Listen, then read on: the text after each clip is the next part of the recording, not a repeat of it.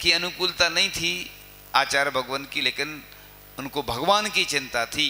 जैसे बड़े बाबा की चिंता थी, लोगों को लग रहा था कि बड़े बाबा का पंचकर्णक आचार्य श्री ने ऐसा क्यों करा दिया अधूरा।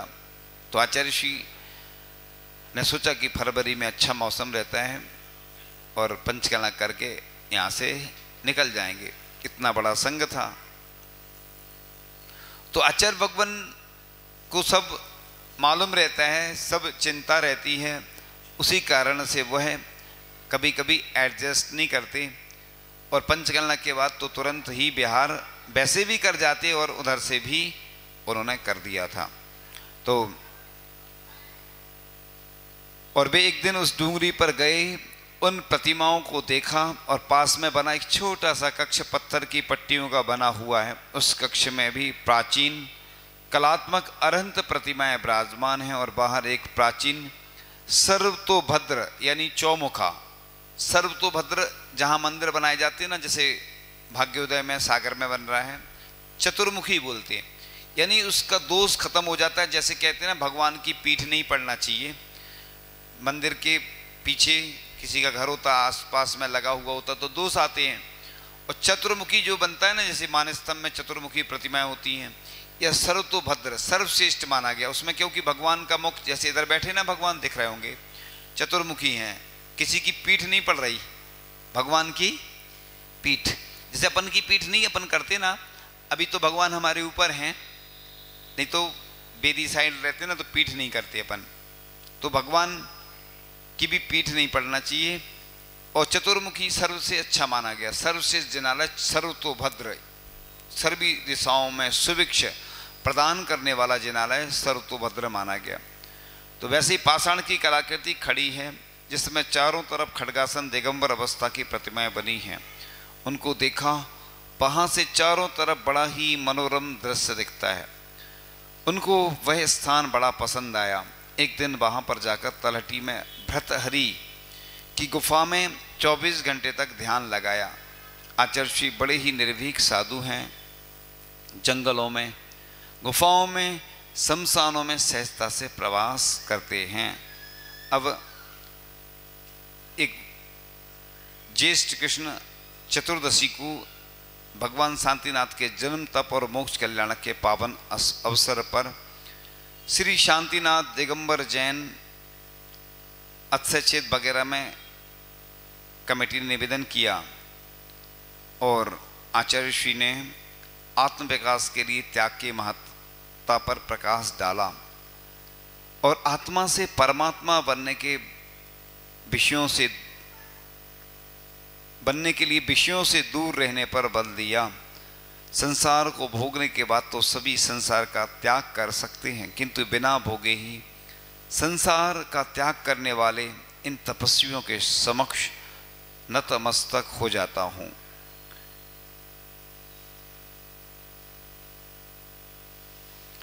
तो अब आचार्य श्री के बारे में बहुत अच्छा संस्मरण आने वाला है। मनोविनोदी आचार्य श्री अनुमान ज्ञानी। तो 22 मई 1974 को मैं बघेरा आचार्य श्री विद्यासागर जी के दर्शन करने गया था। उस दिन मौसम बहुत गर्म और उमस भरा हुआ था। शाम को आचार्य श्री ने कहा कि खुले आकाश की ओर देखा और पता नहीं क्या अनुमान लगाकर भयंकर गर्म कक्ष के अंदर चले गए। मुझे याद आ रहा है चंद्रगिरी का वह दृश्य। इतनी गर्मी रहती थी चंद्रगिरी में कि हम लोग छत पर सोते थे गर्मी में, सभी लोग सोते हैं। तो एक दिन आचार्य जी से बहुत निवेदन किया। आचार्य जी वैसे भी किसी की मानते नहीं, सुनते नहीं, वो अपने अनुकूलता से चलते हैं और कुछ सहन भी करते हैं। वो छत पे आ गए उस दिन। उसी दिन बहुत हवा चली, संयोग ऐसा बना तो फिर आचार्य जी नीचे आ गए। ऐसे आंगन में शयन करते थे या कमरे के अंदर गर्मी में भी, क्योंकि उनको पुरानी आदत है। जब पूज्य ज्ञान सागर जी महाराज की संलेखना चल रही थी उस समय उनको साइटिका का दर्द होता था, तो उनको गर्मी में ही रहना पड़ता था। उनकी तो वृद्ध अवस्था थी और पूज्य आचार्य श्री भी उनके साथ शयन करते थे इतनी गर्मी में, राजस्थान की गर्मी। और वो भी तपों का जब समय चलता है। ऐसी चंद्रगिरी में आचार्य ऋषि नीचे शयन करते थे। हम लोग सोचते थे कि बताओ, हम लोग तो छत पे सो रहे हैं, रात में तो ठंडक हो ही जाती है और नीचे कितनी गर्मी रहती है, और वो सहन करते थे। पहले से उन्होंने ऐसा अपना गर्मी में कुंडलपुर में तपते थे, वो चूल्हा जैसा तपता कुंडलपुर, कुंडल आकार है, मतलब कुंडल रहता ना कान का, इसलिए वो पर्वत है। जब हमारी दीक्षा हुई, दीक्षा के बाद ही हम लोग जब कुंडलपुर पहुंचे तो रात रात भर हम लोग सोते ही नहीं थे, इतनी गर्म हवा चलती। लू दिन में तो चलती है और रात में, वो दिन में गर्म हो जाता था, रात में ठंडा नहीं होता था पर्वत, तो गर्म हवाएं चलती उधर। और ठंडे में कहाँ रहते थे? अमरकंटक में आचार्य। ऐसे तप कर्मों की निर्जरा करने के साधन आचार्य ढूंढते हैं। तो बस उस कक्ष में 1 मिनट भी ठहरा नहीं जा सकता था, इतना गर्म था। आप देखना, जब भी अपन जैसे बाहर से आओ ना और अंदर कमरे में जाओ तो एकदम से गर्म रहता है, इतना गर्म था। वे तो सामयिक में बैठ गए, इतनी गर्मी में भी सामयिक में बैठ गए। मैं तो बाहर आ गया रात्रि 10 बजे। अब मुझे एक संस्मरण और याद आ गया, देखो अब मैं क्या करूं, सुना देता हूं। मैं बिहार कर रहा था आचार्य जी के साथ, और बिहार किया तो क्या हुआ, थक जाते हम लोग, बिहार में गर्मी भी बहुत रहती, तो हम लोगों ने सोचा कि इतनी गर्मी है तो अपन तो छत पे सोते हैं। कमरे की छत थी एक, बिहार में छोटा सा कमरा था, और छत पे सो गए। और शाम हुई और एकदम से बारिश होने लगी, और संयोग कि आचार्य ऋषि खेत में तख्त पे विश्राम कर रहे थे, सामयिक कर रहे होंगे। अब एकदम याद तो नहीं है समय कितने बजे बारिश हुई होगी। तो जैसे ही बारिश हुई तो लोगों ने इधर उधर से पॉलीथीन की व्यवस्था की, 4 लकड़ी खड़ी की, जैसे मच्छरदानी लगाते ना आप लोग, पॉलीथीन लगाई। अब आचार्य जी को रात भर नींद नहीं आई होगी, क्योंकि अब ऐसे में जब पानी गिर जाता है तो ठंडक हो जाती है, और खेत में शयन कर रहे। रात भर ब्रह्मचारी लोग बैयावृत्ति करते रहे। बैयावृत्ति का मतलब व्यवस्था करते रहे, और हम लोग छत अंदर उस कमरे में सोए तो इतनी गर्मी लग रही थी कि हम लोग भी शयन थोड़ा बहुत जितना जैसी नींद आई होगी। तो देखो आचार्य ऋषि के साथ कैसे संयोग बनते कि पहले तो गर्मी थी तो खेत में शयन करने के लिए व्यवस्था वहीं हो गई उनकी, और जिस पाटे पे आचार्य ऋषि बैठ जाते थे शाम को, फिर सुबह उठना ही नहीं, ऐसी स्थिति रहती। तो ऐसे ही वो प्रसंग बना। रात्रि 10 बजे सामयिक से उठे और बघेरा के 2-3 लोगों के साथ मैं भी कक्ष के अंदर गया। गुरु महाराज की बैयावृत्ति की। 10 मिनट भी हम लोगों से रहा नहीं गया और हम लोग बाहर आ गए। मैं नीचे बरामदे में सो गया।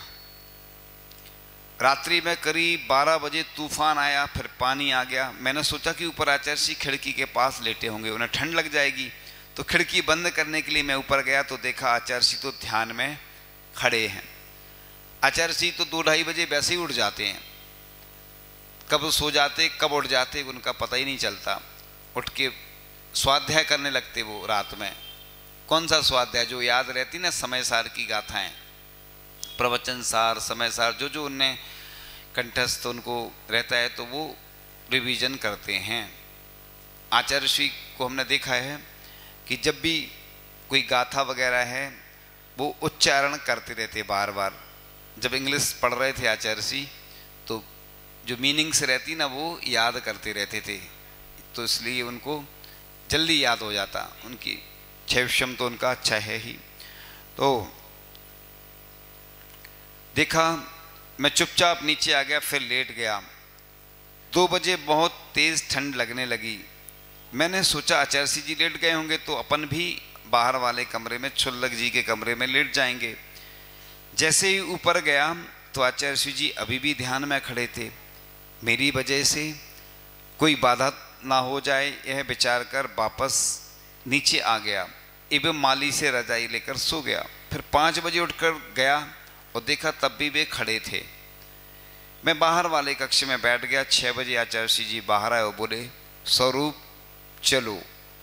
तो मैंने कहा, आचार्य श्री अभी तो बहुत तेज हवा चल रही है, जब मुझे कपड़ों में ठंड लग रही है तो आपको तो और अधिक ठंड लगेगी। यह सुन आचार्य श्री जी हंसने लगे और बोले, देखो 6 बज चुके हैं। हमने घड़ी देखी, ठीक 6 बज रहे थे। उनकी अनुभव की घड़ी सही चलती है, यानी उनने घड़ी नहीं देखी, आचार्य श्री ने अनुमान से बोला कि 6 बजे होंगे और उनको अंदाज रहता है। मूलाचार में लिखा भी है, पहले ये वाली घड़ी नहीं चलती थी, कुछ सूर्य के हिसाब से वो नापने का लिखा है, वो कठिन विधि है थोड़ी सी, तो उससे अनुमान लग जाता था कितने बजे होंगे। अब वर्तमान में तो बहुत सुविधा है, मोबाइल में भी है, मोबाइल तो रहता नहीं लेकिन लोगों से पूछ लेते हैं हम लोग, और अब तो घड़ी की व्यवस्था रहती है। तो उन्होंने बिहार कर दिया और बघेरा ग्राम से बाहर निकले तो एक व्यक्ति से जूनिया का रास्ता पूछा, तो हमने कहा मुझे पता है और मैं आगे हो गया। लगभग 1 किलोमीटर चलने के बाद आचार्य जी ने मुझे देखा तो मैं हाथ बांधकर चल रहा था, देखकर हंसने लगे। मैंने कहा मुझे तो ठंड लग रही है। तो आचार्य जी बोले, 10 मिनट बाद आपको पसीना आने लगेगा। क्या होता है ना कि ठंड में जब अपन चलते हैं ना, मेहनत हो जाती तो पसीना आ जाता है अपने आप ठंड में। आचार्य जी बोलते ठंड में तो अपने आप स्पीड बढ़ जाती, गर्मी में थोड़ी सी गर्मी के कारण धीरे धीरे चल पाते, और ठंड होती ना तो अभी जैसे मौसम अच्छा हो गया था, सुहावना ठंडा मौसम, तो बिहार अच्छे से हो गया। जब गर्मी थी तो सुबह 6 किलोमीटर, शाम को 6-7, सुबह 6-7, शाम को 6-7, इससे ज़्यादा नहीं। और जब मौसम अच्छा रहता तो 25, 30, 35 किलोमीटर तक चल लेते। आचार्य श्री का हाईएस्ट बिहार 40 के 50 के बीच में ऐसा कुछ हुआ था, कई बार हुआ है। इतने कठिन बिहार हुए आचार्य श्री के कि लेट पहुंचते थे। फिर कई बार तो ऐसा भी हुआ, आपको सुनने को मिलेगा आगे, कि दूसरी बेला में आहार हुआ। चलते रहे गर्मी में, बहुत कठिन साधना और तपस्या की आचार्य श्री ने। तो आचार्य श्री की बात सही निकली, मुझे पसीना आने लगा। थोड़ी देर बाद हमने अपनी शर्ट उतार ली और आचार्य श्री देखकर हंसने लगे। बिहार में मैं अकेला श्रावक संघ के साथ चल रहा था। जूनिया से 1 किलोमीटर पहले संघ की चर्या आदि हुई। तो इस प्रकार से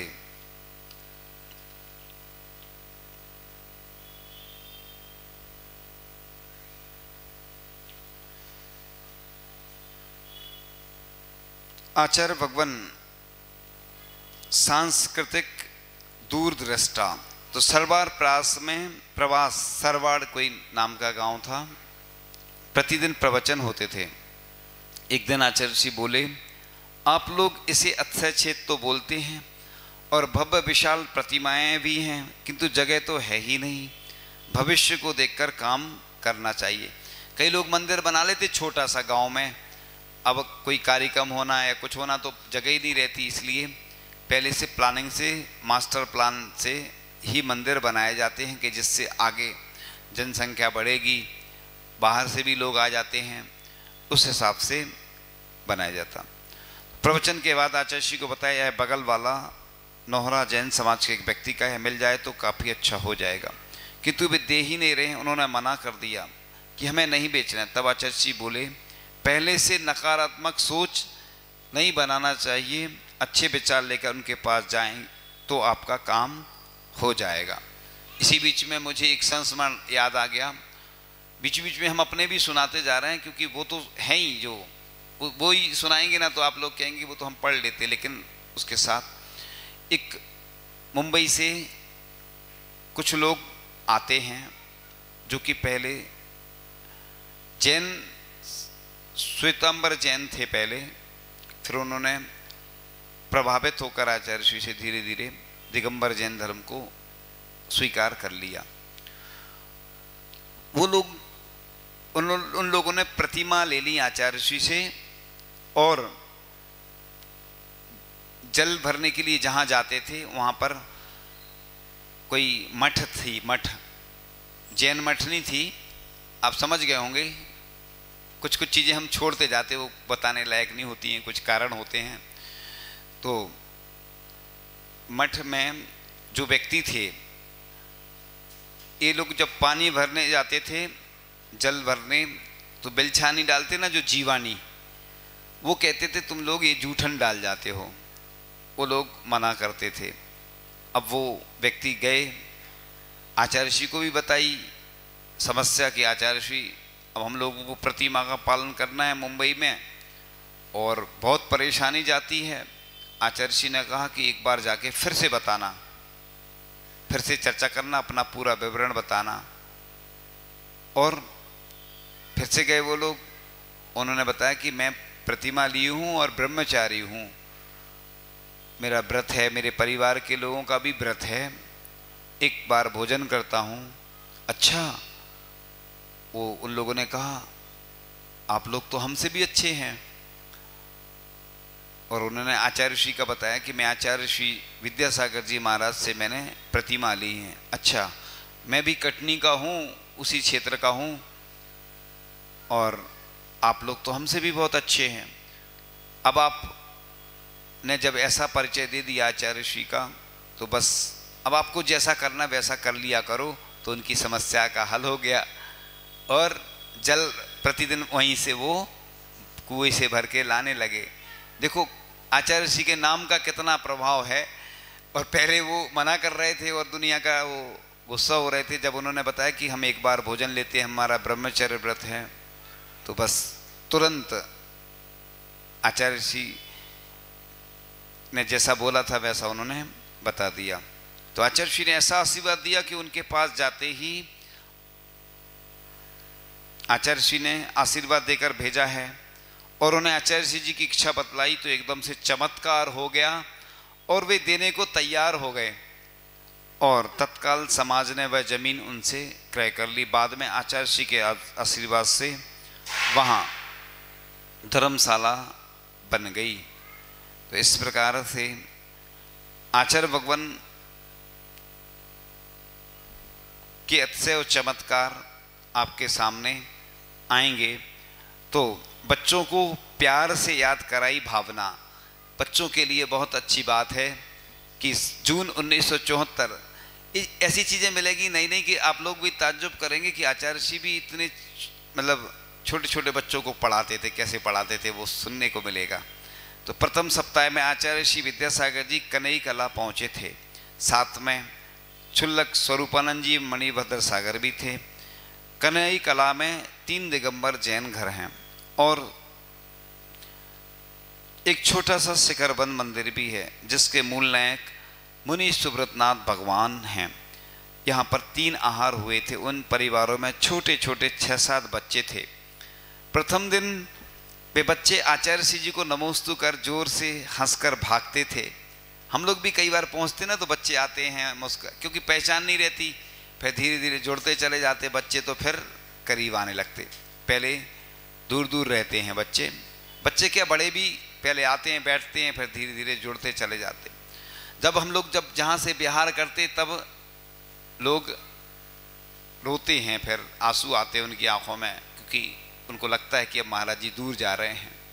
तो आचार्य ऋषि जी को उन छोटे छोटे बच्चों की बाल हंसी को देखकर हंसते थे और उन्होंने भांप लिया कि बच्चों में संस्कार नहीं है। उनके मन में करुणा आई और उन्होंने हंसते हुए इशारा किया। बच्चे पास में आ गए। आचार्य महाराज ने पूछा, आप लोगों को णमोकार मंत्र आता है? एक बार की बात है, मुझे याद आ गया, संस्मरण पनागर की बात थी और हम छोटे छोटे बच्चों को सिखाते थे। जैसे अपन इधर से जाते ना तो पंक्तियां बोलते हैं कि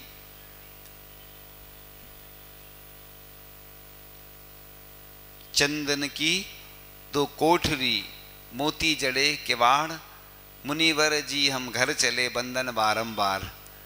और एक धवल सागर महाराज जी सुनाते थे, चांदी को चौतरा कंचन सी झार, छोटी बड़ी प्रतिमा सबको नमस्कार। यानी चांदी की बेदी हो और कंचन माने सोने की झार हो, झारी मतलब सोने की जिससे शांति धारा करते, छोटी बड़ी प्रतिमा सबको नमस्कार। तो एक ये वाली पंक्ति तो अलग है हटके। हम सिखाते थे बच्चों को कि जब भी कोई महाराज जी के पास जाओ तो उनसे ऐसे नमोस्तु करना, हे मुनिराज आप धन्य हैं, आपकी जय हो, हमारे कर्मों का क्षय हो। तो आचार्य ऋषि के पास वो गए बच्चे आचार्य ऋषि से, हे मुनिराज आप धन्य हैं, आपकी जय, हमारे कर्मों का क्षय हो। तो आचार्य ऋषि ने किसने सिखाया? तो उन्होंने हमारा नाम बता दिया। तो ऐसे ही आप लोगों को नमोकार मंत्र आता है? बच्चों ने कहा हाँ। फिर पूछा मेरी भावना, बच्चों सुन रहे हो कि नहीं? देखो आचार्य ऋषि की बात है, ये जब हमारा जन्म भी नहीं हुआ था, तो 1974 की बात है। मेरी भावना, आचार्य ऋषि ने पूछा।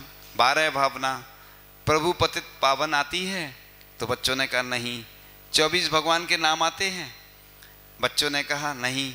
तो आचार्य महाराज बोले इनको याद करना चाहिए। तो बच्चे बोले कौन याद कराएगा? तो आचार्य महाराज बोले आपके घर के लोग कराएंगे।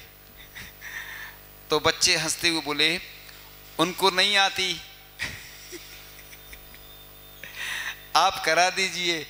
तो आचार्य महाराज उनकी बदमाशी समझ गए और हंसने लगे और फिर बोले मुझे जिसने याद कराया वह तुमको भी याद करा देगी। तो बच्चे बोले आपको किसने याद कराया? तो आचार्य महाराज बोले जाओ वह पुस्तक रखी है वह लेकर आओ। बच्चे लेकर आए। तो आचार्य ऋषि जी बोले ये जिनवाणी माता है, इसने मुझे भी याद कराया था। और आचार्य ऋषि जी ने मेरी भावना, 12 भावना, प्रभु पतित पावन की बिनती और 24 भगवान के नाम निकाल कर दिखाए और पूछा हिंदी पढ़ना आता है? तो बच्चों ने कहा आता है, लेकिन इसको कैसे पढ़ना है? तो आचार्य ऋषि जी ने उनको पढ़कर लय बताई। अब बताओ आचार्य ऋषि की क्या स्थिति थी 1974 में और आज? अब बच्चे क्या बड़ों को भी वो टाइम नहीं था। अब तो हम लोगों को भी दुर्लभ हो गया, साधुओं को भी। अब अभी कुंडलपुर में जरूर चिंतन वगैरह आचार्य ऋषि देते थे। सुबह से आरिकाओं की पहले अलग लगती थी, हम लोगों की अलग, दोपहर में उनकी आरिकाओं की लगती थी। पहले एक साथ भी लगती थी, फिर अलग अलग लगने लगी। तो आचार्य ऋषि अब तो हम लोगों को भी देने में उतना अनुकूलता नहीं बन पाती। और आचार्य ऋषि ने पहले हम लोगों को जय धवला, महावंद, धवला जो सिद्धांत ग्रंथ हैं और भी कई ग्रंथों का स्वाध्याय आचार्य ऋषि ने हम लोगों को कराया। जबकि हम लोग ABCD नहीं जानते थे जब नए नए थे। तो आचार्य ऋषि ने जब पढ़ाना शुरू किया फिर धीरे धीरे समझ में आने लगा। और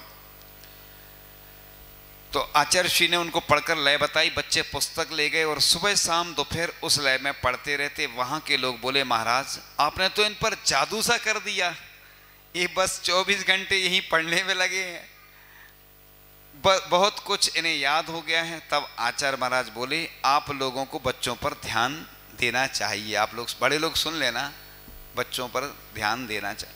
हितात अब आगे, अब आचार्य ऋषि ने ली इतिहास की जानकारी। मैं कक्षा 7वीं में पढ़ता था, जिस व्यक्ति ने सुनाया वह, तब सरवाड़ से बिहार करके आचार्य ऋषि महाराज कनई कला आए थे। कनई कला में गांव के अंदर एक मुनीश्वरनाथ भगवान का मंदिर है। उस मंदिर के दर्शन कर भगवान को देखते ही आचार्य ऋषि ने पूछा यह प्रतिमा तो काफ़ी प्राचीन है, यहीं की है? तब पिताजी ने बताया यह मूर्ति कोटा से आई थी लगभग 250 वर्ष पूर्व, और ये धातु की प्राचीन मूर्तियाँ 5 किलोमीटर दूर चकवा ग्राम के जैन मंदिर से आई थी, जिनको लगभग 50 वर्ष हो गए हैं। वहाँ पर एक जैन परिवार था जो बाहर चला गया, इस कारण इन मूर्तियों को उन्होंने यहाँ पर विराजमान करवा दिया। आचार्य ऋषि दर्शन कर मंदिर जी से बाहर आ गए और बोले पूर्वजों की वजह से धर्म बचा हुआ है। इस तरह जैन इतिहास को जानकर पूर्वजों की श्रद्धा भक्ति से बड़े प्रभावित होते थे। अब आगे बहुत अच्छा मीठा संस्मरण आ रहा है, आपके मुंह में पानी नहीं आ जाए इसलिए ध्यान रखना, समय क्योंकि शाम का है। तो रात्रि होने से पूर्व आचार्य ऋषि गांव के बाहर आ गए और बस स्टैंड पर कुई यानी छोटा सा कुआं, उसके पास में ही बैठ गए। रात भर वहीं ध्यान में बैठे रहे। सुबह हमारे पिताजी वगैरह पहुंच गए। उन्होंने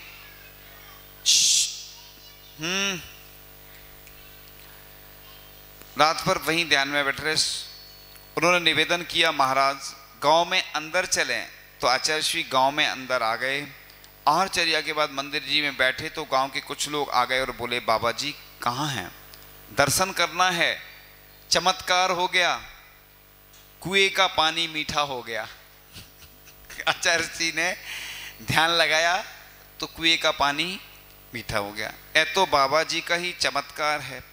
फिर हम सभी लोग कुएं के पास गए और कुएं से पानी निकालकर पिया तो मीठा लगा, जो आज तक मीठा ही है। यह सब आचार्य श्री के तप का ही प्रभाव है। इस तरह वर्ष 1974 का इतिहास पढ़ा जाएगा तो पीढ़ियां पाएंगी कि आचार्य श्री विद्यासागर जी महाराज बड़े ही ध्यानी महाराज थे।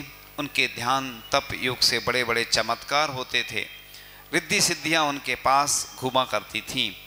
अब आचार्य श्री की मधुर वाणी का प्रभाव, कनई कला में 2 दिन प्रवास करके आचार्य श्री सांपला ग्राम की ओर बिहार कर गए। हम बच्चे लोग भी बड़ों के साथ सांपला तक आचार्य श्री को छोड़ने गए थे। निम्बाड़ा ग्राम होते हुए सांपला पहुंचे थे। रास्ते में हम लोगों को कांटे लग रहे थे।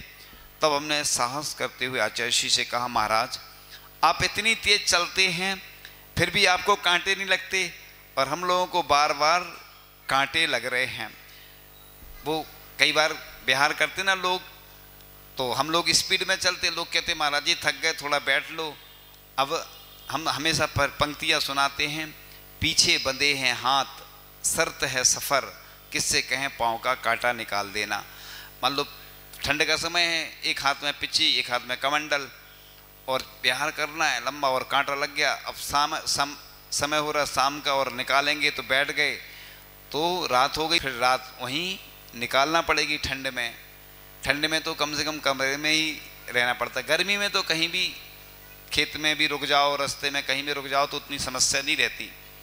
तो ऐसे ही अब लग रहे हैं। तब आचार्य जी हंसने लगे और बोले, देखो जीवों को बचाने का भाव रखो और सावधानी से चलो तो कांटों से भी बच जाओगे और जीवों को बचाने का पुण्य भी मिल जाएगा। तो आचार्य जी की प्यार भरी इस शिक्षा से मैं बड़ा प्रभावित हुआ। एक बार एक महाराज जी को कांच लग गया पैर में।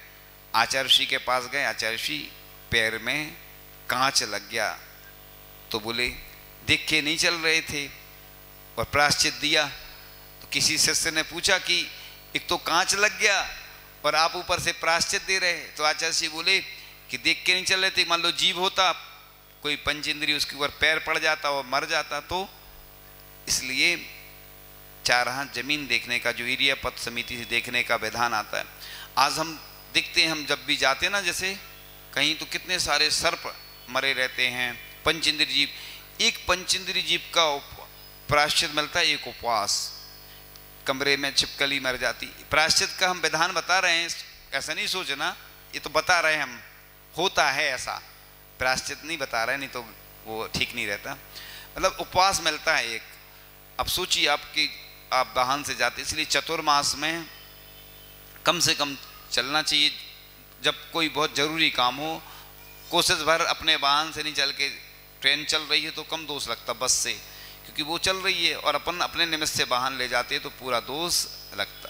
इतने सारे जीवों का घात होता है। अकेले चातुर्मास से मतलब नहीं, हमेशा प्रयास करना चाहिए, बचना चाहिए जितना कम। और हमेशा जहाँ भी जाओ कोई काम से तीर्थ यात्रा जरूर करना चाहिए, जिससे जब भी स्नान करो तो ये सोचो कि हमें आहार देना है और भगवान की पूजन अभिषेक आदि करना है। आहार देना है तो पुण्य की क्रिया करोगे तो उसमें कम दोष लगता। इसी प्रकार से जब भी भोजन बनाओ तो यही सोचो कि हम तो महाराज जी को भोजन कराएंगे, भोजन या जो भी साधु को आहार दान देंगे तो आपका जो सटका है, जीवों की जो हिंसा होती है वो अहिंसा में परिवर्तित हो जाती, वो दोष कम लगता है। इसी प्रकार से जितना धन कमाने में पाप लगता है उसका प्रक्षालन दान के द्वारा ही होता है। इस प्रकार से आज बहुत सारे संस्मरण आपको सुनाए। आगे की प्रक्रिया भजन पहले ले लेते हैं, पहले भजन सुनाते हैं, फिर उसके बाद प्रश्न पूछेंगे। सब कुछ तो मिल गया है गुरु दर्शनों के बाद, अब और क्या मैं मांगू, अब और क्या मैं मांगू गुरु दर्शनों के बाद। भव भव की आरज़ू थी जो पूरी हो गई, भव भव की आरज़ू थी जो पूरी हो गई। ये जो मेरी जिंदगी है तेरे चरणों में खो गई। अब और क्या मैं चाहूँ, अब और मैं क्या चाहूँ। गुरु चाहने के बाद दुनिया भी मिल गई है, मंजिल भी मिल गई है। आँखों को तेरे चरणों की जन्नत भी मिल गई है। और क्या मैं देखूं गुरु को देखने के बाद। तेरे लिए ही हमने जीवन जी लिया है, हर श्वास है गुरुवर तुमको ही जी लिया है। अब और क्या मैं जी लूं गुरु को जीने के बाद। सब कुछ तो मिल गया है गुरु दर्शनों के बाद। अब और क्या मैं मांगू गुरु दर्शनों के बाद।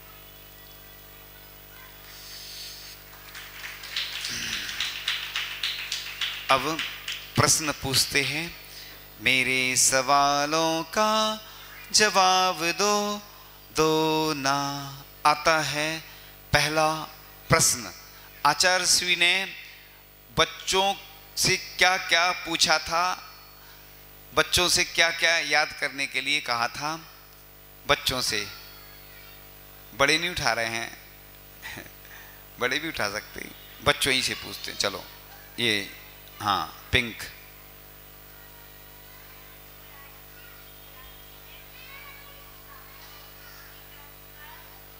क्या?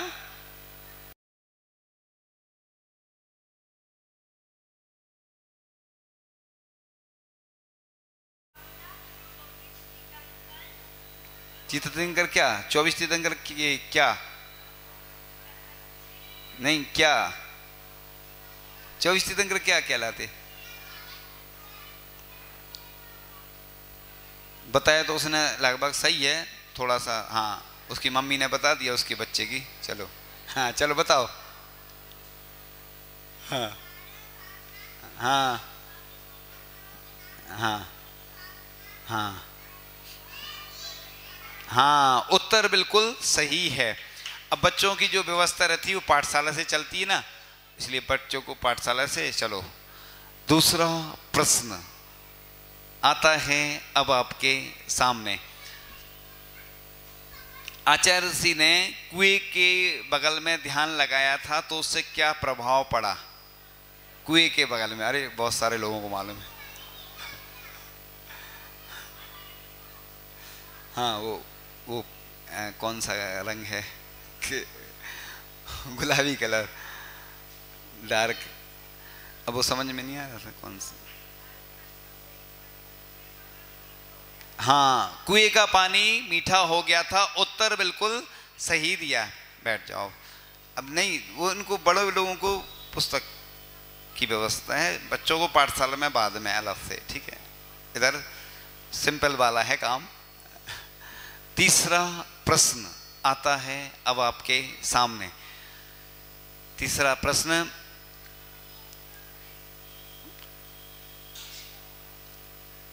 आचार्य श्री जी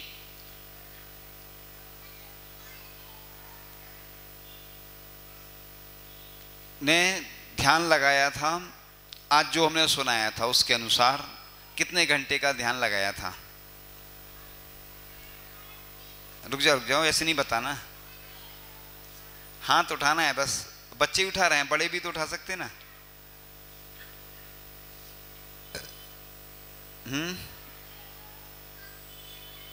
बच्चे, अच्छा, वो ग्रीन वाला। हाँ, कितने घंटे का ध्यान लगाया था? 24 घंटे का ध्यान लगाया था। उत्तर बिल्कुल सही है। चलो, अब कौन से नंबर का प्रश्न है? चौथे नंबर का। चौथे नंबर का प्रश्न आता है अब आपके सामने। तो आचार्य श्री के बारे में चर्चा चल रही थी कि एक स्थान पर आचार्य श्री बिहार तो नहीं, गर्म कमरे में पहुंचे थे। उसके बाद क्या हुआ था, रात में क्या हुआ था? फिर गर्म कमरा था, एक व्यक्ति ने मना भी किया था। फिर रात में ऐसी कौन सी घटना घटी थी? इतने सारे लोग सुन रहे, सब भूल गए क्या? इसलिए तो प्रश्न पूछे जाते, वो ग्रीन वाली। हाँ,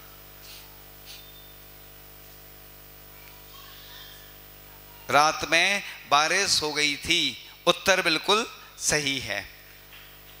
ताली तो बजा दिया करो कम से कम। हमारे पास कुछ देने को है नहीं, हो जाएगी व्यवस्था पुस्तक वगैरह की, तो दे देंगे पढ़ने के लिए। पुस्तक से फायदा होता, लोग पढ़ेंगे। रखना नहीं है पढ़ने के लिए, हम ला नहीं पाए, अभी ऊपर रखी थी। और भी व्यवस्था हो जाएगी। आप लोग भी कर सकते, व्यवस्था दे सकते हैं जिसके पास रखी हो। सबसे अच्छा काम है, ज्ञान अर्जन होगा, शास्त्र दान हो जाता, आपका शास्त्र दान हो जाएगा और हमारा भी दान हो जाएगा। चलो, 5वां प्रश्न आता है अब आपके सामने।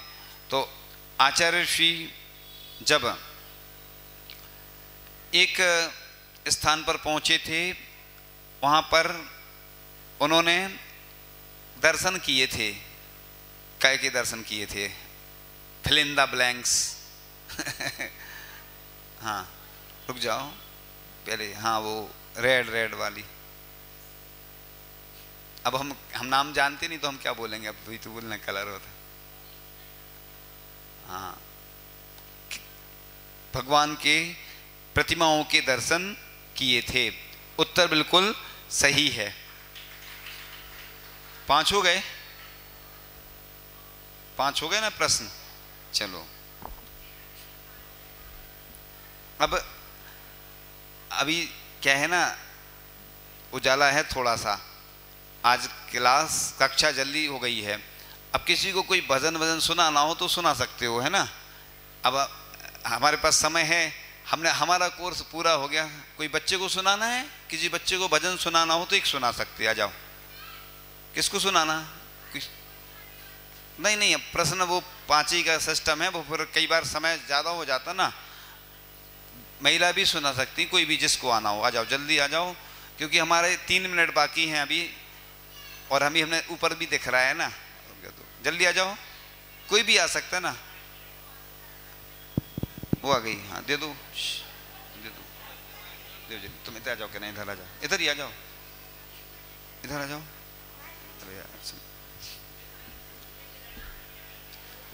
अगर समय रहेगा तो चाहे बच्चे चाहे बड़े एक दिन कोई सुना सकते हैं ना। हम तो सुनाते ही हैं, सबको मौका मिलना चाहिए। हम तो ये चाहते हैं इस तरह के जितने लोग बैठे सब विद्वान बन जाएं, सब कवि बन जाएं, सभी गायक बन जाएं और सब प्रतिभाशाली बन जाएं।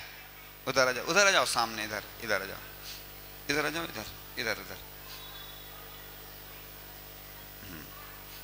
सब लोग देखेंगे तो कम। और आ जाओ, पीछे आ जाओ, और पीछे आ जाओ। हाँ, अब सुनाओ सबको। एक नाम साचा, एक नाम प्यारा, ले गुरु का अब तो सहारा। तेरे चरणों में हम सभी का नमन है। विद्यासागर है नाम है तुम्हारा। शरद पूनम की वो रात थी प्यारी, जन्म लिया था तूने हितकारी। मुस्कान मधुर